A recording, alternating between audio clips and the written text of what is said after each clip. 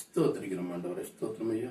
பிரியமானவர்களே, இன்றைய வேத வார்த்தை என்னாகும் 23:19 வாசிக்கிறோம். ஸ்தோத்திரிக்கிறோம் ஆண்டவரே. பொய் சொல்ல தேவன் ஒரு மனிதன் அல்ல, மனம் மாற அவர் ஒரு மனுபுத்திரனும் அல்ல. அவர் சொல்லியும் செய்யாதிருப்பாரா? அவர் வசனத்தின் நிறைவேற்றியிருப்பாரா? இதோ ஆசீர்வதிக்க கட்டளை பெற்றேன், அவர் ஆசீர்வதிக்கிறார், அதை நான் திருப்பக்கூடாது. அவர் யாக்கோப்பிலே அக்கிரமத்தை காண்கிறதும் இல்லை, இஸ்ரவேலை குற்றம் பார்க்கிறதும் இல்லை. அவருடைய தேவனாகிய கர்த்தர் அவரோட இருக்கிறார், ராஜாவின் ஜெயம் கம்பீரம் அவருக்குள்ளே இருக்கிறது. ஆமீன், அல்லேலூயா. அப்ப தேவன் நம்மளோட இந்த நாள்ல கூட பெரிதான ஒரு ஆசீர்வாதமான வார்த்தையை கொடுத்திருக்கிறார், தைரியமான வார்த்தை கொடுத்திருக்காரு. ஆமென், அல்லேலூயா. அப்ப என்னன்னா, அவர் சொல்லியும் ஆகாம இருக்குமோ, ஏன்னா அவர் சொல்லியும் அந்த நிறைவேற்றாம இருப்பாரோன்னு சொல்றாரு. அப்ப நமக்கு ஒரு வார்த்தை எல்லாம் தேவன் ஒரு வசனத்தை வழியா கொடுக்கிறாரு, ஒரு பாடல் வழியா கொடுக்கிறாரு. அப்படின்னா நம்மளுக்கு ஒரு பிரசங்கத்து வழியா ஆலயத்துக்கு போறோம், ஒரு போதகர் வழியாக நமக்கு ஒரு தீர்க்க தரிசன வார்த்தை வருதுன்னா கண்டிப்பா நம்ம பிடித்து கொள்வர்களாக இருக்கணும். ஆமென், அல்லேலூயா. இந்த வார்த்தை நமக்கு வருது என்று நம்ம நம்பணும். நம்பிக்கைதான் வாழ்க்கை. அப்ப நம்பி அதை தானிக்கும் போது கண்டிப்பா இந்த நாள்ல போதகர் இந்த வார்த்தை கொடுத்திருக்காருன்னா அதை நம்ம சூழ்நிலைக்கு தகுந்த மாதிரி அந்த வார்த்தை இருந்தனா அந்த வார்த்தை நமக்கு தான். அந்த நாள்ல நம்ம உறுதிப்படுத்தி கொள்ள வேண்டும். ஆமென், அல்லேலூயா. இந்த நாள்ல நீ உனக்கு ஒரு அற்புதம் நடக்கும், நீ ஆசீர்வதிக்கப்படுவாய், இந்த காரியம் செய்யற அது நிலைக்கும் சொல்லி அந்த வேத வசனம் வழிய வார்த்தை வரும்போது கண்டிப்பா அந்த வார்த்தை நம்மளுக்காக தான் இருக்கும். அதை நம்ம பிடித்து கொள்ளணும். ஆமென், அல்லேலூயா. அப்ப ஆசீர்வதியும் நீ ஆசீர்வதிக்காம இருப்பேனோ, அப்படி அந்த ஆசீர்வாதத்தை நம்ம பெற்றுக்கொண்டும் அதை நம்ம என்ன செய்யறோம், விசுவாசிக்கல. ஆமென், அல்லேலூயா. அப்ப ஆசீர்வாதத்தை கொடுத்துட்டார் தேவன். அப்ப அந்த ஆசீர்வாதத்தை நம்ம என்ன செய்யணும், கடைபிடிக்கல.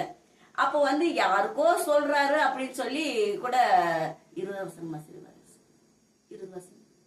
இதோ ஆசீர்வதிக்க கட்டளை பெற்றேன், அவர் ஆசீர்வதிக்கிறார், அதை நான் திருப்ப கூடாது. அப்ப ஆசீர்வதிக்கிற கட்டளை பெற்றுக்கொண்டோம், அதை நம்ம திருப்புறோம். ஏன்னா அவர் என்ன சொல்றாரு, நீ திருப்பாத, நான் உன்னை ஆசீர்வதிச்சிட்டேன்னு சொல்றாரு.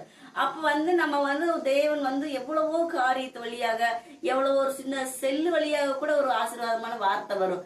அப்ப யாருக்கோ சொல்றாங்க அப்படின்னு நம்ம தள்ளி விட்டுட்டு தானே போறோம். அப்ப நம்ம அந்த வார்த்தைய நிறுத்தி, எதுக்கோ சொல்றாங்க அப்படி நம்ம கண்ணுக்கு பட்டா ஒரு வார்த்தை வருதுன்னா அதை நிறுத்தி கேட்கணும். ஒரு நிமிஷம் கேட்கறதுல என்ன ஆயிடும், கேட்கும் போது அப்ப அது என்ன ஆயிடும், அந்த ஆசீர்வாதம் உங்களுக்கு கடந்து வந்து விடும். ஆமென், அல்லேலூயா. தேவனோட வார்த்தை எந்த வழியிலும் வரும். ஏன்னா பிரசங்கத்து வழி வரும், பாடு வழியில் வரும், சோத்திர வழிக வழி வரும், ஏன்னா ஒரு செல்லு வழியில கூட வரும். ஏன்னா யூடியூப்ல அது இதுன்னு ஆண்டவர், ஏன்னா ஒவ்வொரு ஒவ்வொரு பிள்ளைகளும் ஆசீர்வாதத்தை பெற்றுக்கொள்ளணும் தானே ஒவ்வொருத்தரும். ஏன்னா உபவாசம் இருந்து அதை நம்ம எடுத்து, அந்த வார்த்தை எடுத்து, அந்த கண் முழித்து அந்த வார்த்தை தேடி எடுத்து நம்ம கொடுக்குறாங்க. அப்ப அந்த வார்த்தையை நம்ம பற்றி கொண்டு, இது ஆசீர்வாதமான வார்த்தை, இதை கடந்து வருது, பெற்றுக்கொள்ளுங்கன்னு சொல்லும் போது நம்ம என்ன செஞ்சிடறோம், அதை திருப்பி விட்டுறோம். இது நமக்கு இல்ல, யாருக்கோ சொல்லுகிற வார்த்தை என்று. இந்த நாள்ல கூட நம்ம இந்த வார்த்தை பற்றி கொள்ளுவோம். ஏன்னா ஆசீர்வாதம் கடந்து வந்து கொண்டு இருக்கிறது. அதை நம்ம பெற்றுக்கொள்ளும் போது நம்ம குடும்பத்துக்கு எல்லா ஆசீர்வாதம் வந்துவிடும். ஆமென், அல்லேலூயா. தேவன் அவர்களை எகிப்தில் இருந்து புறப்பட பண்ணினார், காண்டாமிருகத்தை கொத்த பெலன் அவர்களுக்கு உண்டு. யாக்கோபுக்கு விரோதமான மந்திரவாதம் இல்லை, இஸ்ரவேலுக்கு விரோதமான குறி சொல்லுதலும் இல்லை. தேவன் என்னென்ன செய்தார் என்று கொஞ்ச காலத்திலே யாக்கோப்பையும் இஸ்ரவேலையும் குறித்து சொல்லப்படும். ஆமென், அல்லேலூயா. அப்ப யோசிச்சு பாருங்க, ஏன்னா ஒவ்வொரு சூழ்நிலையிலும் தேவன் என்ன சொல்றாருன்னா, தேவன் காண்டாமிருகத்துக்கு ஒப்பாக நமக்கு பலத்தை கொடுத்திருக்கிறார். ஆமென், அல்லேலூயா. அப்ப இந்த நாள்ல கூட நம்ம ஏதாவது சோர்ந்து போய் இருந்தோம்னா, அப்ப நம்ம எதுவுமே நம்மளால முடியல, நம்மளுக்கு ஒரு எலும்ப கூட முடியல, நம்ம என்ன பண்ணுவோம் அப்படின்னீங்களா, இந்த நாள்ல கூட வருத்தப்பட்டு சோர்ந்து போயிருந்தீங்கன்னா தேவன் உங்களோடு தான் பேசிக்கொண்டு இருக்கிறார். ஆமென். அல்லேலூயா. தேவன் வார்த்தை உங்களோடு கடந்து வருகிறது. என்ன காண்டாமருக்கு ஒப்பாக உங்களை பலப்படுத்துவேன் என்று சொல்லுகிறார். ஆமென். அல்லேலூயா. அப்ப நம்ம ஒவ்வொரு சூழ்நிலையிலயும் இப்படிதான் நம்ம சோர்ந்து போய் இருக்கிறோம். ஒரு எதுவுமே இல்லையே அப்படின்னு கவலைப்பட்டு கொண்டு கண்ணீரோடு இருக்கிறோம், ஒரு வேதனையோடு இருக்கிறோம். நம்ம எப்படி மீளுவோம் இதுல இருந்து, இந்த பாதாளத்து மேல வர முடியுமா அப்படின்னு நினைச்சீங்கன்னா உங்களால முடியுமா? ஆமென். அல்லேலூயா. ஏன்னா நம்மனால, நம்ம பலத்தினாலேயோ பலக்காரத்தினாலேயோ ஒண்ணும் ஆகாது. அப்ப தேவனோட ஆவியினால கூடும். ஆமென். அல்லேலூயா. அப்ப தேவனோட ஆவி நம்மளோடு இருக்கும் போது இந்த எந்த பாதாளமா இருந்தாலும் நம்ம மேலே ஏறி வந்து விடலாம். ஆமென். அல்லேலூயா. அப்ப இப்படியெல்லாம் இந்த வார்த்தையெல்லாம் நம்ம அறிந்து கொள்ளவர்களாக இருக்க வேண்டும். ஆமென். அல்லேலூயா. அது போல என்ன யாக்கோபுக்கு மறுபடி வாசிக்கிறது. யாக்கோபு அவர் யாக்கோப்பில அக்கிரமத்தை காண்கிறதும் இல்லை, இஸ்ரவேலிலே குற்றம் பார்க்கிறதும் இல்லை. அவருடைய தேவனாய கர்த்தர் அவளோட இருக்கிறார், ராஜாவின் ஜெயம் கம்பீரம் அவர்களுக்குள்ளே இருக்கிறது. அப்ப ஒவ்வொரு சூழ்நிலையும் இப்படித்தான். அப்ப ஒவ்வொரு சூழ்நிலையும் யாக்கோபுக்கு ஒரு ஆசீர்வாதத்தை கொடுத்திருப்பாரு. அது போல நம்ம சில பேர் என்ன பண்ணணும்னா, இப்ப கூட சூழ்நிலையில, ஏன்னா யாக்கோபு அவர் வாழ்ந்த விதம் எல்லாமே நம்ம அறிந்திருப்போம்.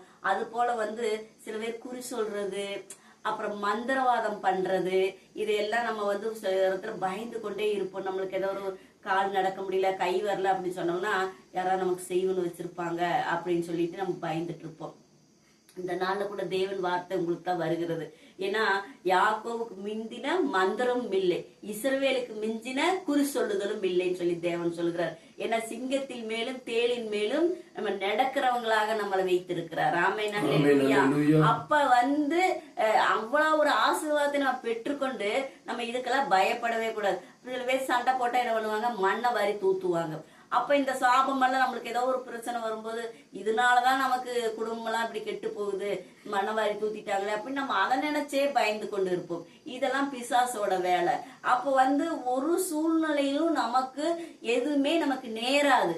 அப்பனா ஏன் நேராதுன்னா, தேவன் இயேசு நம்மளோடு இருக்கிறார். இயேசு என்று பேரை சொன்னாலே பிசாசு அலறுவான், ஓடுவான். அப்ப இயேசு நம்ம கூப்பிடும் போது நமக்கு எந்த சாபமா இருந்தாலும் சரி, ஏன்னா சாபம், அக்கிரமம், அநியாயம் எல்லா பாவத்துக்காக சிலுவையிலே அவர் முடித்துட்டார்.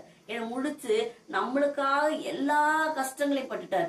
பட்டு முடித்து அவர் 3ஆம் நாள் எழும்பியும் வந்துட்டார். ஏன்னா வந்துட்டார். இது அவர் உயிரோடு தான் இருக்கிறார். ஆமென். அல்லேலூயா. அதனால இந்த பிசாசுக்கு இதுக்கெல்லாம் இடமே இல்லை. நம்ம பயத்தை கொடுக்கிறவன் பிசாசு. அதை நம்ம பற்றி கொண்டே இருந்தோம்னா நம்மளுக்கு நோய்வாய் இருக்கிற மாதிரியே தோணும், ஒரு குடும்ப சூழ்நிலை மோசமா இருக்கிற மாதிரியே தோணும். இதையெல்லாம் இந்த நாள்ல இருந்து எல்லாம் அகட்டி போடலாம். அந்த பயத்தெல்லாம் எடுத்து போடும்போது கண்டிப்பா நம்மளுக்கு தேவன் பெரிதான ஆசீர்வாதத்தை வைத்திருக்கிறார். ஆமென். அல்லேலூயா. ஆசீர்வாதத்துக்கே நான் சொல்லிக்கொண்டே வருவேன். ஒவ்வொரு ஆசீர்வாதத்துக்கும் நம்ம தான் தடையா இருக்கிறோம். நம்மள்ட்ட இருக்கிற தடையெல்லாம் எடுத்து போட்டோம்னா கண்டிப்பா இது பெரிதான ஆசீர்வாதம் நம்மோடு கடந்து வந்து விடும். ஆமென். அல்லேலூயா. இந்த நாள்ல கூட பிசாசுக்கோ என்ன மந்திரவாதத்துக்கோ யாரும் பயப்படாதீங்க. இந்த வசனத்தை என்னாகும் 23:23 நம்ம வாசிக்கும் போது கண்டிப்பா எந்த மந்திரமோ, எந்த மாயமோ, எந்த குறி சொல்லுதலோ, எதுனாலும் நம்மளை ஒன்னும் சபிக்க முடியாது, நம்மளுக்கு எதையும் பண்ண முடியாது. அப்பனா நமக்குள்ள இயேசுன்னு கூப்பிடும் போது கண்டிப்பா நமக்குள்ள எந்த தீய சக்தியும் உள்ள இருக்க அனுமதி கிடையாது. அதனால இந்த நாள்ல கூட இந்த வேத வார்த்தையை அறிந்து கொண்டு நம்ம இதை அனுதினமும் ஒவ்வொரு நாளும் ஒரு பயம் வரும்போது இந்த வார்த்தை வைத்து படிக்கும் போது பிசாசால நம்மளை தொடவே முடியாது. ஆமென். கேட்ட வார்த்தைக்காக ஜெபித்துக் கொள்ளலாம். இந்த காலை வேளையில கூட சுவாமி என்ன ஆண்டவரே தகப்பனே உங்களோட வார்த்தை ஆண்டவரே யாக்கோபுக்கு மிந்தின மந்திரம் இல்லை, இஸ்ரவேல் மிந்தின குறி சொல்லுதும் வேத வசனம் படி ஆண்டவரே தகப்பனே ஒருவரும் ஆண்டவரே பிசாசு கட்டுகளால் தகப்பனே எத்தனையோ பேர் ஆண்டவரே கைகால் வராம ஆண்டவரே தகப்பனே கத்தாவே உடல் சோர்வாய் ஆண்டவரே ஏதோ பிரச்சனையில மாட்டி ஆண்டவரே அவங்களுக்கு பிரச்சனை இருந்தா இந்த நாள்ல இவங்க அந்த வார்த்தை கடந்து போகட்டும் சுவாமி. இயேசுவே என்று அழைக்கும் போது இயேசு கிறிஸ்து நாமத்துல அப்புறப்படுத்துகிறேன் அவர் வாயினால் அறிக்கை இடும் போது யாருனால தகப்பனே தெரியாமல் கூட இருப்பாங்க. எத்தனையோ பேர் எந்த ஆலயத்தை கூட்டிட்டு போகுது, அந்த பாஸ்டர் போய் சொல்லுவது, அப்படி எத்தனையோ ஒரு கவலையில கஷ்டத்துல இருப்பாங்க ராஜா. இந்த நாள்ல கூட இந்த வார்த்தை கடந்து செல்லட்டும் சாமி. யார் வாயில் அறிக்கை இடுகிறார்களோ அப்பவே இந்த பிசாசான ஓடுவான். அவருக்குள்ள இருக்கிற சாபங்கள் எல்லாம் விலகும் என்று இயேசு கிறிஸ்து நாமத்தில் நாங்க ஜெபிக்கிறோம் ஐயா. ஜெபிக்கிறோம். ஆசீர்வதிங்க ராஜா.